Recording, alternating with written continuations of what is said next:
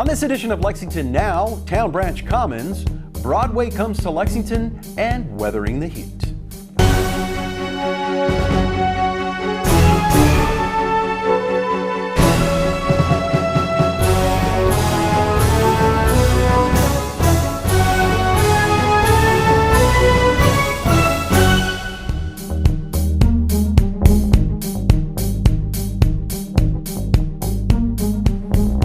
I'm Neil Noah, and welcome to Lexington Now for the week of August 1st, 2022.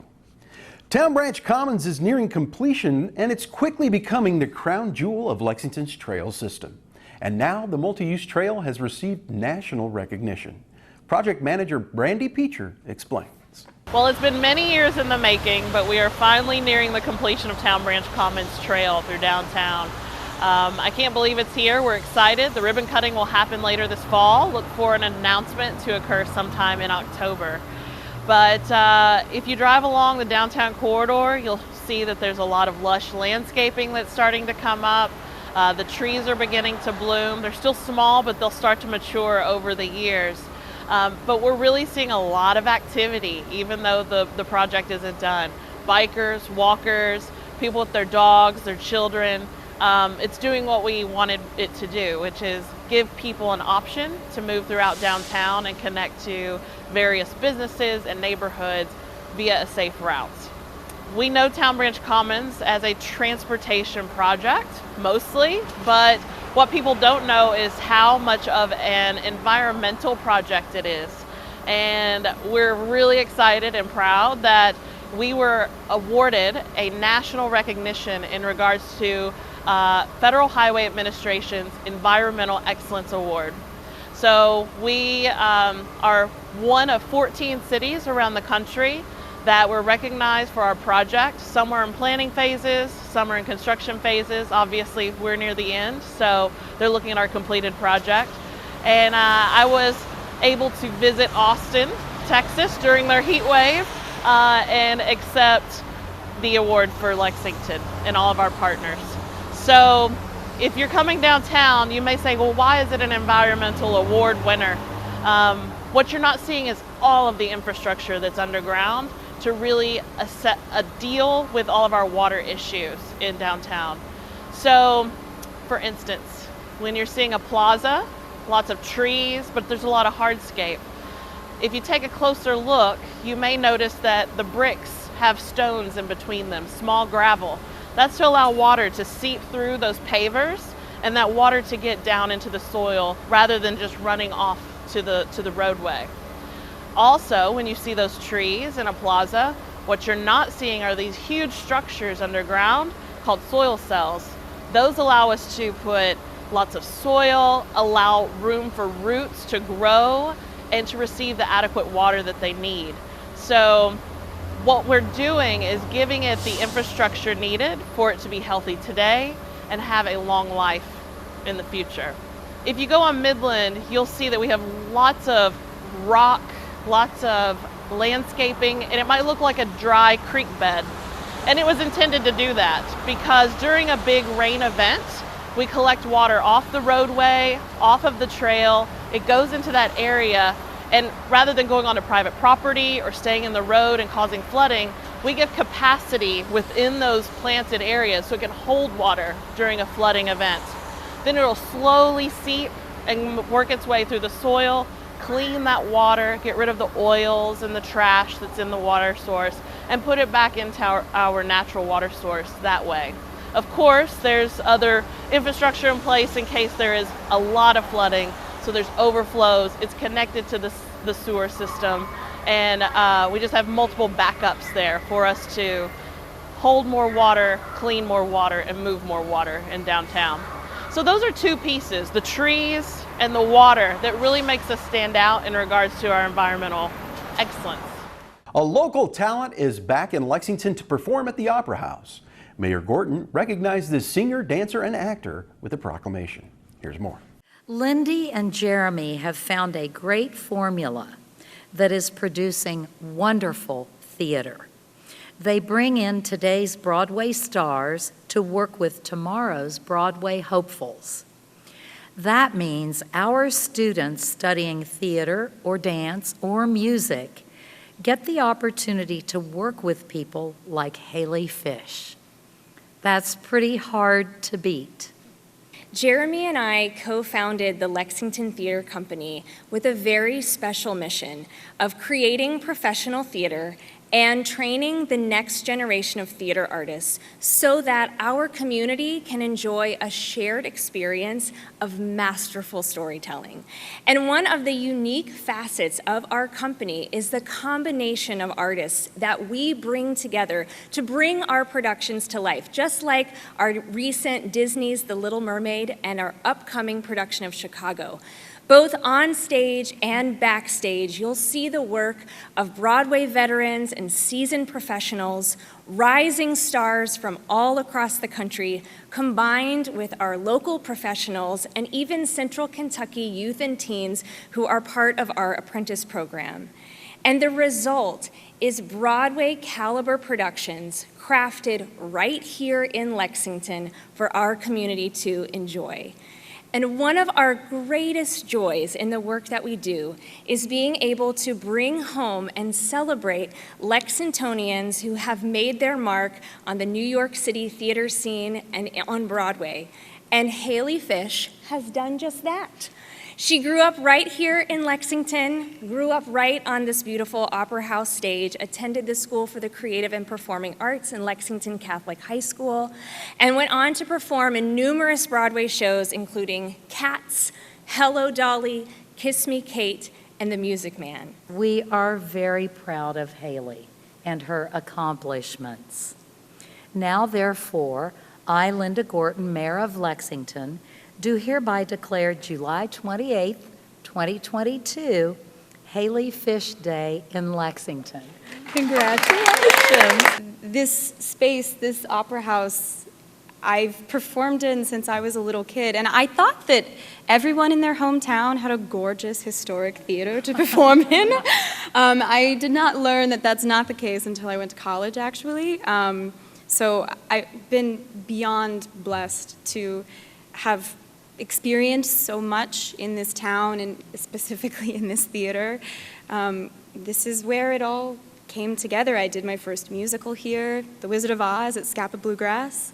I was, yes, Nathan knows. I was in Munchkin Land, of course, you know, and I think I really learned how to be fearless here and how to be extremely grateful for what I get to do as a storyteller.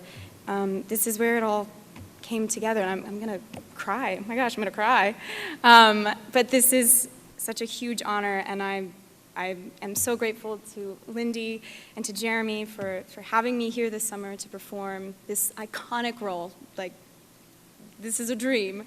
And to also have Haley Fish Day in Lexington. Should pair it with some ice cream or something. Thank you very much. Thank you. Thank you. We do have a great arts community here. And I want to invite everyone out to see Chicago, August 4th through 7th, right here at our own historic opera house. So now it's time for a treat, I understand.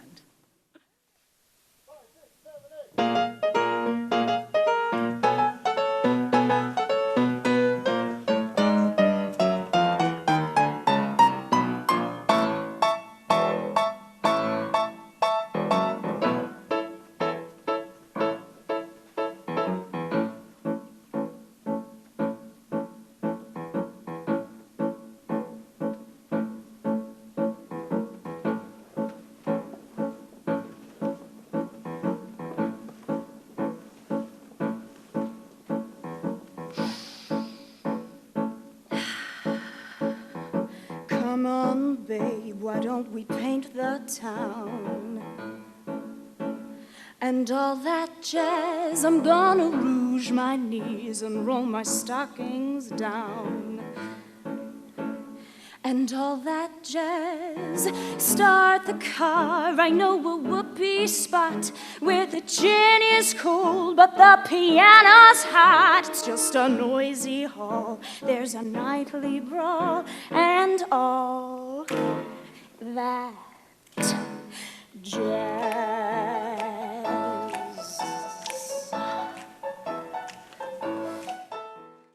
Beating the heat when we come back.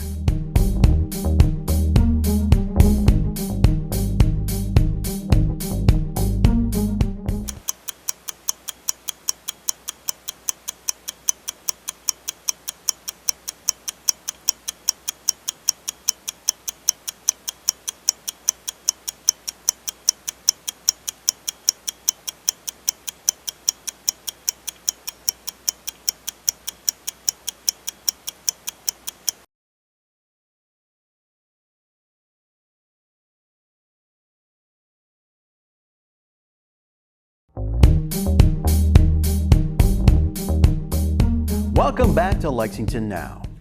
As our relentlessly hot and humid summer continues, we bring you some tips on weathering the heat and humidity. Well, one of the most important things to stay safe in hot weather is to stay hydrated. A lot of people forget that with the heat sometimes comes humidity, and as the humidity increases, it becomes harder to sweat. So your body stops having the optimum ways to lose heat and regulate heat internally. So if you're dehydrated and there's high humidity, your internal temperature can rise to dangerous levels. So the best way to stay hydrated is with water. Alcoholic beverages and caffeinated beverages actually cause you to lose water more quickly. They're what are called diuretics. To stay hydrated, water's always the best thing. Just good old H2O is the best way to stay hydrated. Everybody's heard the weather forecasters talk about the muggies. That's when the temperature's high and the humidity starts to rise. The heat index, in fact, can rise to 105, 110. Now you're getting into the dangerous area. It's not only the heat, it's the humidity. The body loses its ability to regulate temperature, and now you can be into serious trouble. And this is particularly important for the very, very young, the very, very old, and those who may have some sort of chronic illness. Those are the people who need to stay indoors. They need to stay within an air-conditioned environment. You can't stay in a building where there's no air conditioning. The problem there is you start getting into conditions of heat exhaustion. The most severe form of that condition is called heat stroke, where all of a sudden you start losing cognitive ability. You lose the ability to think straight. Your body starts cramping up. There are other physiological symptoms that come from just being too hot. Your internal temperature starts to rise. You lose the ability to sweat. Your skin becomes hot and dry. You look red. You look flushed. You are beginning to die. Your body starts shutting down. Your functions start shutting down, and you're in serious trouble. If you suspect somebody either has heat exhaustion or heat stroke, get them to the hospital, get them to urgent care, get them someplace where there's trained medical professionals who can treat the symptoms. Every year throughout the United States, we see cases of people who unintentionally leave young children in cars. It's been approximately 40 deaths this year of children who are left in cars. The internal temperature of a car gets very, very hot very, very quickly. The child's unable to respond to that heat, and they succumb to it. You need to leave something important in the back seat with the child. It's all a reminder that people get rushed, people get in a hurry, and you simply forget. Never ever leave a child in a locked car, not even for a minute. If a career in law enforcement appeals to you, you're going to want to pay close attention to our next segment. Officer Rachel Kennedy tells us how to join the LPD. The Lexington Police Department is now hiring. We are accepting applications. You can visit our website to find details on the application deadline and testing dates. It's joinlexpd.com. There is a whole host of information on there, everything from frequently asked questions to benefits, eligibility standards, and a lot of information on the actual hiring process. Of course, you're always welcome to contact me. We have a new texting system that's really cool. You can text Join LPD to 859-658-1414, and that sends you directly to me. It's easier for a lot of folks to just text message back and forth with your specific questions, although we do direct everybody to start with our website because of the vast amount of information on there. We do require that applicants are a U.S. citizen, that they are between the ages of 21 years old and 40 years old by the end of our hiring process deadline. That is the deadline for application. You must have a valid U.S. driver's license, and we like to generalize and say no serious criminal history. We do allow tattoos at this time, although all tattoos are reviewed on an individual basis. So if you've got questions about your tattoos, feel free to contact me and I'm happy to help.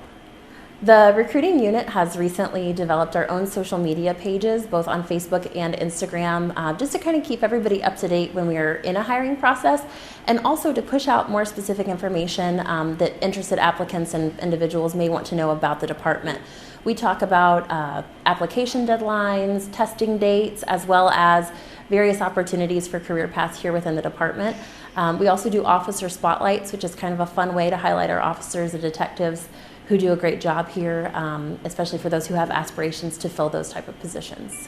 All of those accounts can be found by just searching on either Facebook or Instagram, Join Lex PD.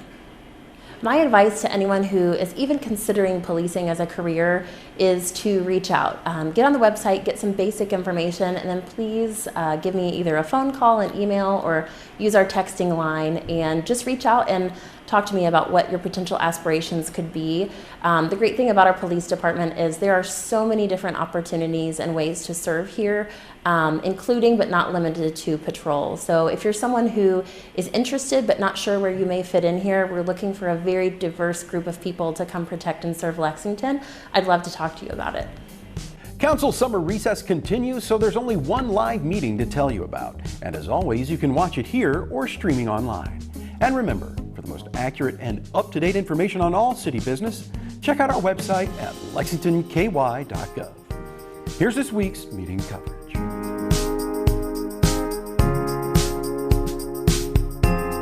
That's all for now, but as always, you can keep up with us on social media. Check out the latest traffic updates on Twitter at LexRex, or catch our live traffic cams on lexingtonky.gov. For all of us at Lex TV, I'm Neil Noah, and that's it for now.